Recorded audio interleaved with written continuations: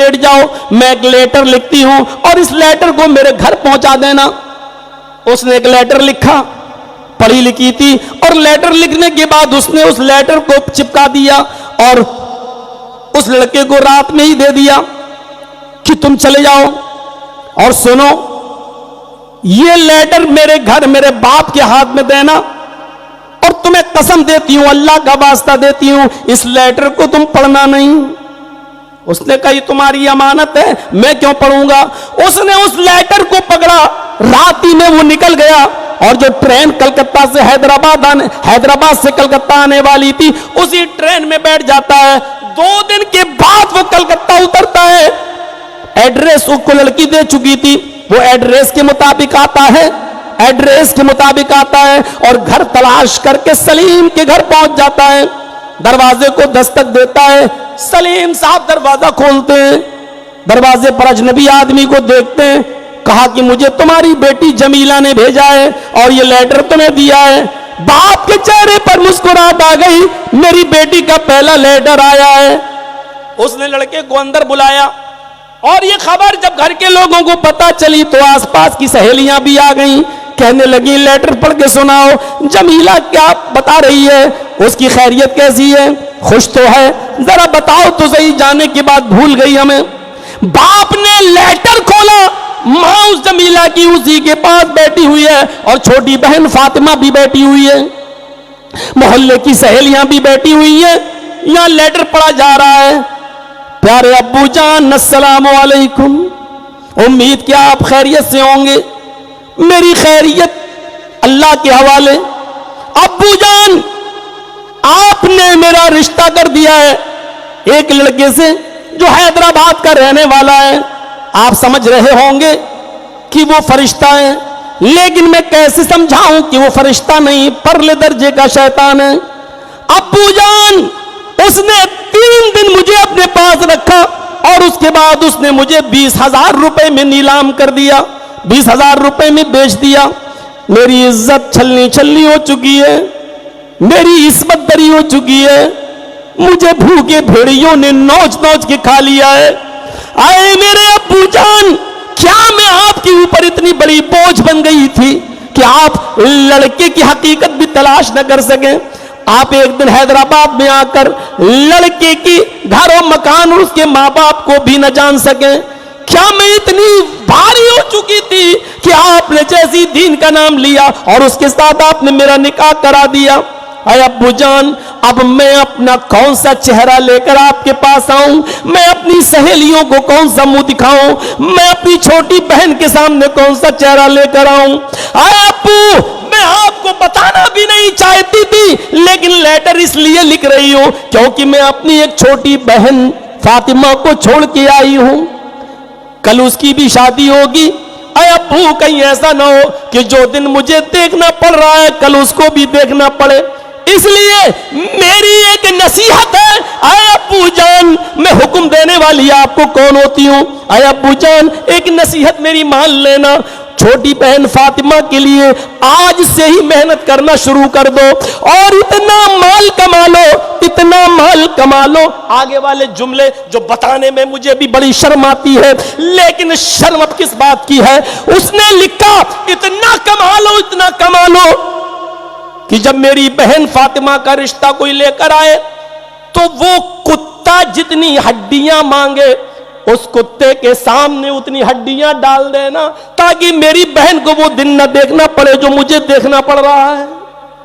अरे अब्बू जान, अब मैं अपनी नापाक शक्ल अपने गांव में लेकर नहीं आना चाहती। आपकी बहन, आपकी बदनसीब बेटी जो आपकी नहीं, हाँ उसमें जुमला भी लिखा था। अरे अब्बू जान, सुबह का सूरज निकलने से पहले मैंने अपना फंदा दुपट्टा पंखे में लटका रखा है और सुबह का सूरज निकलने से पहले आपकी बेटी दुनिया छोड़ चुकी होगी। मुझे मालूम है कि खुदकुशी हराम है, लेकिन मेरा अल्लाह जानता है ऐसी दलदल में ऐसी जिंदगी गुजारने से बेहतर मेरा मर जाना है। अरे अब्बू जान, आखिर में आपकी बेटी जमीला बदनसीब जो आपकी ना हो सकी और उसने हमेशा हमेश के लिए दम तोड़ दिया, फांसी के फंदे पर लटक कर उसने अपनी जान दे दी।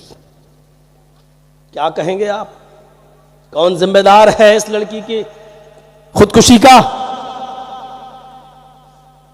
समाज, सोसाइटी जो सामान दिखा दिखा कर देते हैं शादी के मौके पर। गरीब की लड़की जब उस शादी के सामान को देखती है तो उसकी आह निकलती है, मेरे माँ बाप इतना सामान कहां से लाएंगे। जितनी भी लड़कियां खुदकुशी करके जहेज न होने की वजह से खुदकुशी कर रही हैं, इन लड़कियों के गुनाह के साथ साथ ये गुनाह उन अमीरों की खोपड़ी पे भी डाला जाएगा जो अपनी बेटियों की शादी में लंबा चौड़ा जहेज दिखा दिखा के देते। कहां है आप? हालात इस हद तक पहुंच चुके हैं मेरे भाई। मैं मिल चुका हूं सलीम साहब से, मैं अच्छी तरीके से जानता हूं एक बाप का दर्द। पूछो उस आदमी से क्या गुजरती है उसकी। एक तो वाकई, उस वाकई को भी अपने सामने रखिए। बहुत बड़ा हिंदुस्तान का शायर जिसका नाम था मीर तकी मीर। कैसा शायर, तोती बोलती थी उसकी, कोई बेटा नहीं, सिर्फ एक बेटी उसकी।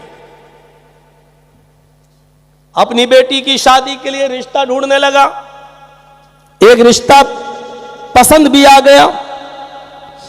मीर तकी मीर ने अपनी बेटी से पूछा, मीर तकी मीर की बेटी भी राजी थी, रिश्ता तय हो गया। पूरे 1 साल तक रिश्ता लगा रहा और जब 1 महीना रह गया शादी में तो लड़के ने एक लिस्ट भेज दी मीर तकी मीर के पास कि मुझे ये चाहिए, अगर आप दे सके तो ठीक, वरना अपनी बेटी के लिए कहीं और रिश्ता देख लो। मीर तकी मीर ने उस लेटर को पढ़ा और पढ़ने के बाद सोचा तो इस नतीजे पे पहुंचे, लड़का अच्छा है, मेरी एक ही बेटी है, चलो दुकान बेच देते हैं, चलो घर भी बेच देते हैं, लड़के की फरमाइश पूरी कर देते हैं। अब हमारी जिंदगी के दिन भी कितने रह गए हैं, बेटी कम से कम खुश रहेगी। बेटी को नहीं बताया और लड़के के लिए वो डिमांड पूरी करने के लिए उन्होंने अपनी दुकान बेच दी, अपना घर भी बेच दिया और बेचकर पैसा भी ले लिया। लेकिन जिसको अपना घर बेचा उस आदमी से इतना कहा कि मुझे अपनी बेटी की शादी के दिन तक के लिए वो घर में रहने दो, मेरी बेटी की शादी हो जाएगी, रुखसती हो जाएगी, उसके बाद 2-4 दिन के बाद मैं और मेरी बीवी हम दोनों उस घर को छोड़ देंगे और कहीं रेंट पे, कहीं किराए पे रह लेंगे, कहीं झोपड़ी में रह लेंगे। उसने कहा ठीक है, हम आपकी बेटी की शादी के 10 दिन के बाद आपसे घर खाली कराएंगे, आप तब तक रहिए। इधर घर की कीमत मिल गई, उधर दुकान की कीमत मिल गई और लड़के ने जो डिमांड की थी वो सारी की सारी चीजें आ गई। इधर वो दिन भी आ गया, शादी की तारीख भी आ गई और लड़का बारात भी लेके आ गया।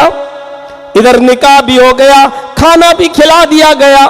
अब आखिरी रस्म पूरी हो रही है, लड़की को लाल रंग के जोड़े में तैयार किया गया, उसको दुल्हन बनाया गया।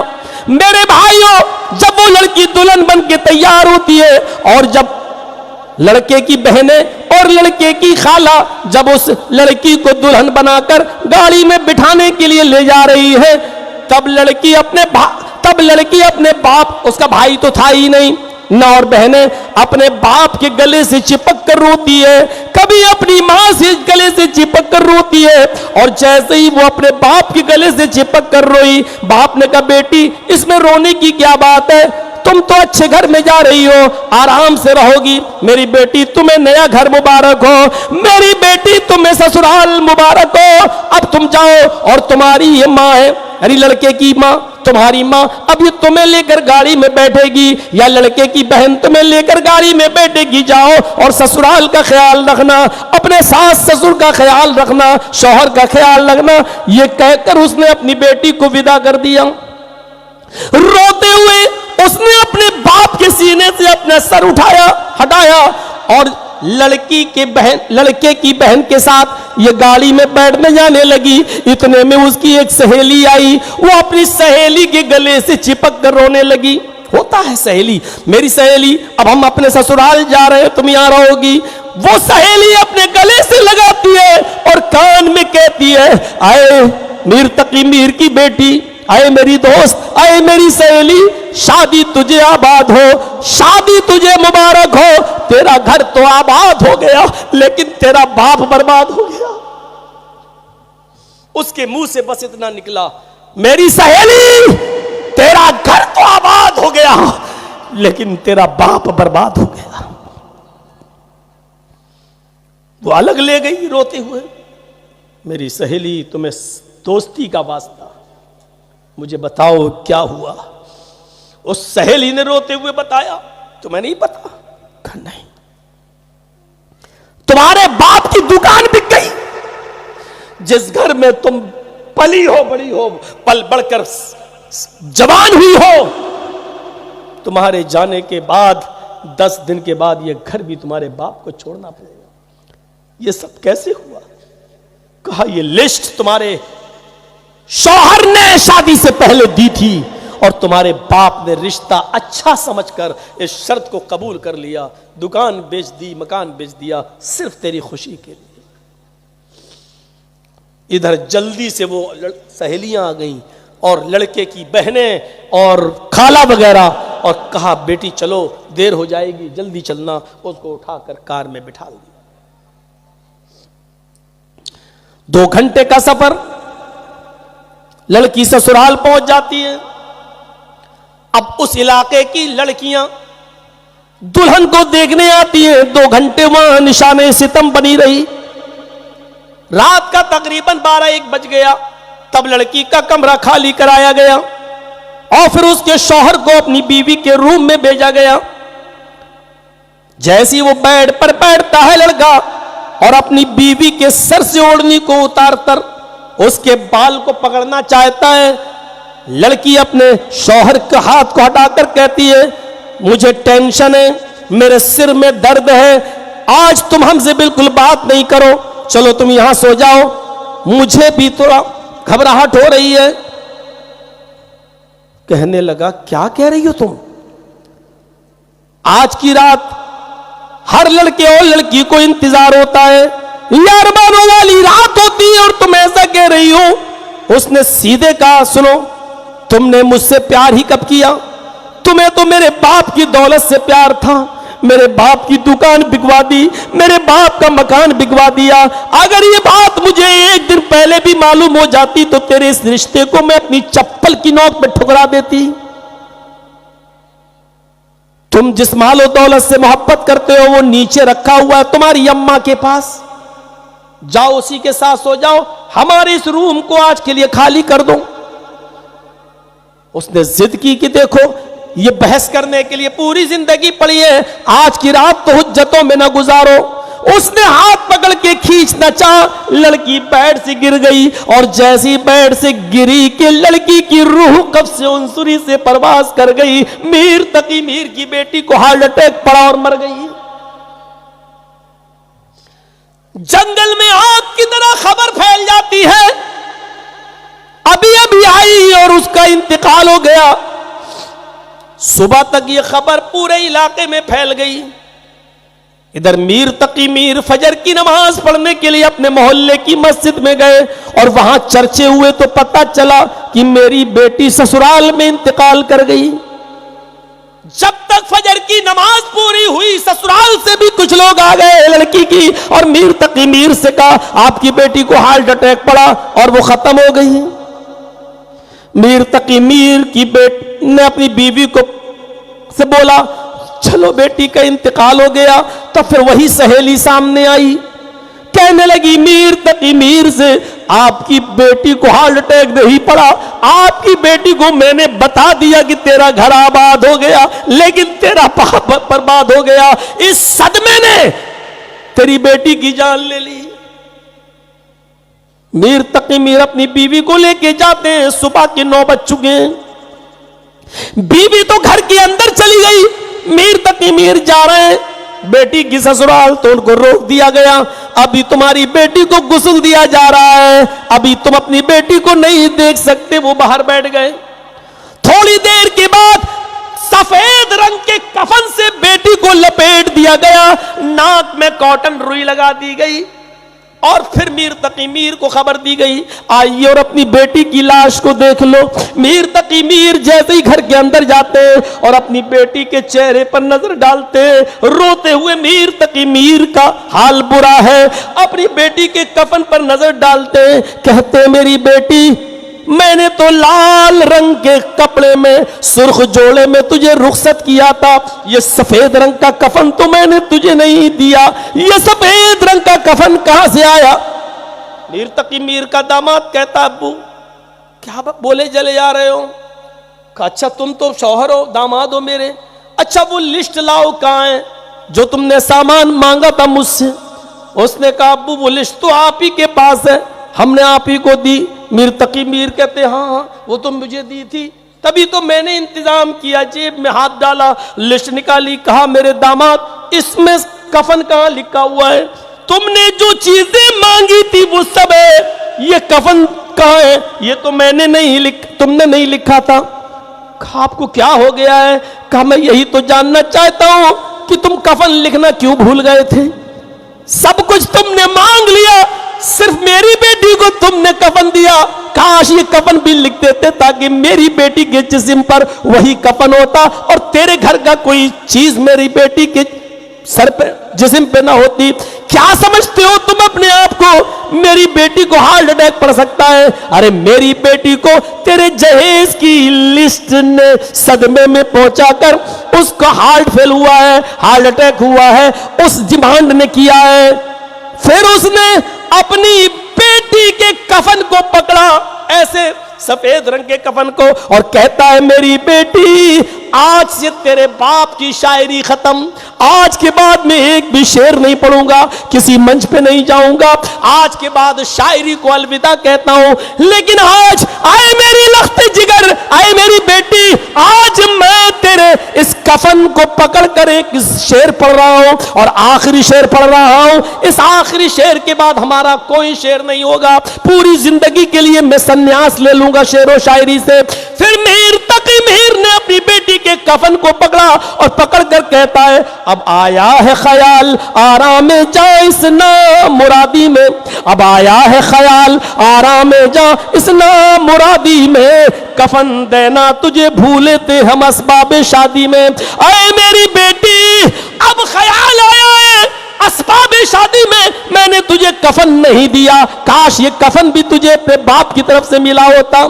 फिर उसने कहा आए मेरे दामाद ये कफन तो तुमने दिया हटाओ, मैं अपनी चादर लेकर आया हूं। उसने जल्दी से अपनी बेटी को अपनी चादर उड़ाई और उसका कफन उसके मुंह पे मार दिया। फिर कहा आए मीर तकी मीर, मेरे दामाद मेरी बेटी तेरे कब्रिस्तान में दफन नहीं होगी, मैं अपनी बेटी की लाश को उठाता हूं और मैं अपनी बेटी को अपने कब्रिस्तान में, अपने बाप दादा के कब्रिस्तान में दफन करूंगा, इसलिए कि मेरी बेटी को तेरे जहेज की डिमांड के सदमे ने मारा है, मेरी बेटी तेरे कब्रिस्तान में दफन नहीं होगी। फिर वो अपनी बेटी को जब उठाने लगा तो मोहल्ले वाले कहने लगे जाने दो, जो हुआ हुआ छोड़ो, अब जो किस्मत में था मौत तो सबको आनी जानी है।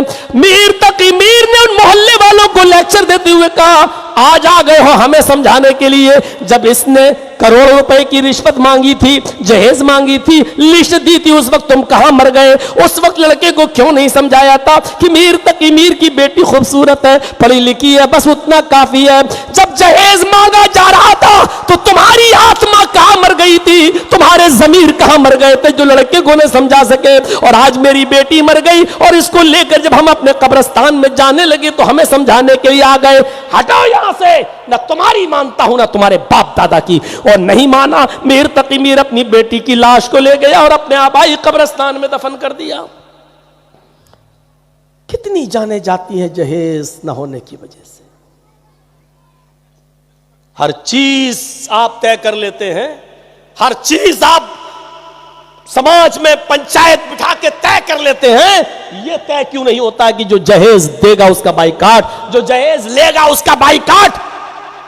इस इलाके के और मगर इस बस्ती के मौलवी ये तय क्यों नहीं करते कि जहां जहेज लिया और दिया जाएगा वहां हम निकाह पढ़ाने के लिए नहीं जाएंगे? ये सब पंचायतों में तय क्यों नहीं होता है?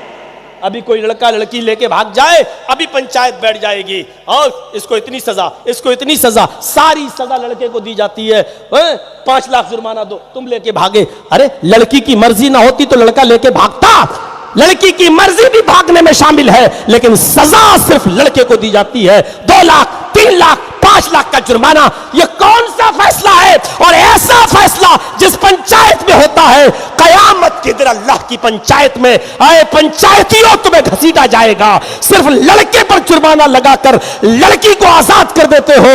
अल्लाह के अजाब से डरो, कयामत के दिन तुम उसके फैसले से नहीं बच सकते हो। इंसाफ करो तो साफ इंसाफ करो। जब कुरान हमें यह बता रहा है कि लड़के और लड़की में जब गलत काम होता है तो उसमें लड़की की जिम्मेदारी ज्यादा होती है। जब लड़का लड़की एक दूसरे को लेकर भागते हैं तो उसमें लड़की का किरदार ज्यादा होता है। तो आप सिर्फ लड़के को सजा देने वाले कौन होते हो? जब कुरान ने यह कहा है अज़्ज़ानियतु वज़्ज़ानी फजलिदू कुल्ला वाहिदतिन मिनहुमा मियता जल्दा, जिनाकार लड़की और जिनाकार लड़के दोनों को 100 कोड़े मारो। पहले लड़की का लफ्ज, बाद में लड़के का लफ्ज। पहले लड़की के लिए कहा जिना करने वाली लड़की, बाद में कहा जिना करने वाला लड़का। दोनों को 100 कोड़े मारो। अगर शादीशुदा नहीं है तो, कुआरे हैं तो 100 कोड़े मारो। कुरान ने यह बताकर हमें यह मैसेज दिया है कि जब भी गलत काम होगा तो लड़के से ज्यादा लड़की उसकी जिम्मेदार होगी। अगर लड़की न चाहे तो लड़का किसी लड़की के साथ जबरदस्ती कर ही नहीं सकता। अगर लड़की भागने पर तैयार ना हो तो लड़का किसी लड़की को जबरदस्ती भगा नहीं सकता। इसलिए फैसला करो तो ईमानदारी के साथ फैसला करो, फैसला करो तो सच्चाई के साथ फैसला करो, फैसला करो तो कुरान और हदीस को सामने रखकर फैसला करो। और फैसला तो ऐसी चीज है कि अल्लाह ने कह दिया वला यजरिमन्नकुम शनानु कौमिन अला अल्ला तादिलू इदिलू हुवा अक़रबु लित्तक़वा। अपने दुश्मन के साथ भी बैठा हो तो उसके साथ भी इंसाफ वाली बात कहो, और किसी कौम की दुश्मनी तुम्हें बेइंसाफी करने पर मजबूर न कर दे। इसलिए दुश्मनी मत देखो, ये मत देखो ये मेरा दुश्मन है और फैसला उसके खिलाफ कर दो। दुश्मन के साथ भी इंसाफ होना चाहिए। 12:08 हो चुके हैं।